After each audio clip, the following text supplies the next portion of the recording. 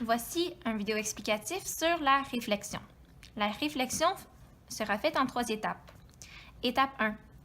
Nous allons tracer les droites perpendiculaires à l'axe de réflexion pour chaque point ou chaque sommet de la figure initiale. Ensuite, nous allons prolonger les droites de l'autre côté de l'axe de réflexion. Et pour finir, nous allons mesurer la distance du point à l'axe et reporter cette mesure de l'autre côté pour relier tous les points ensemble. Voyons ensemble l'exemple A. Pour commencer, je vais nommer les sommets. Étape 1. Trace des droites perpendiculaires à l'axe de réflexion pour chaque point. Donc, je vais utiliser mon équerre et son angle droit. Je vais accoter un des côtés de mon équerre sur l'axe de réflexion pour créer une droite perpendiculaire pour le point B. J'ai juste à glisser mon équerre, toujours longé sur l'axe de réflexion jusqu'à temps que je rencontre un autre point. Et de même pour le point C, dans ce cas-ci, il n'y a pas beaucoup de place, mais on la prolonge quand même. Étape 2 était de prolonger ces droites-là de l'autre côté, le but étant de faire une réflexion de l'autre côté de l'axe symétrie.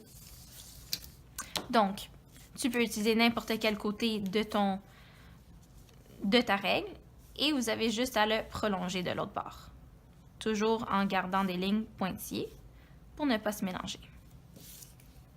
Étape 3. Pour chaque point, nous allons mesurer la distance du point à l'axe et reporter la mesure de l'autre bord. Le point C, le point B va se retrouver de l'autre côté sur sa route, le point A de l'autre côté sur sa route et le point C pareillement. Vous pouvez faire ceci de 2 façons, avec un compas ou avec une règle. C'est beaucoup plus rapide avec un compas à mon avis.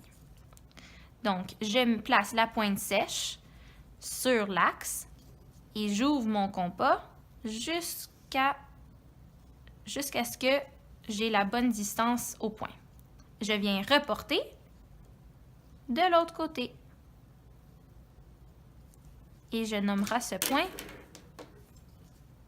B', vu que c'est une transformation. Je fais de même pour les autres points, donc j'ouvre mon compas jusqu'au point et je reporte cette même distance de l'autre côté. Voici le A'. Le point C, ça va être une très petite distance. On va essayer quand même d'y arriver. Puisque le point C est très proche, je n'arrivais pas à trouver la distance avec mon compas. Donc, j'irai avec ma règle et je trouve qu'elle est à une distance de 0.1, donc 1 mm. Je fais la même chose de l'autre côté. Donc, je mesure de 1 mm de l'axe symétrie et je le nomme C'.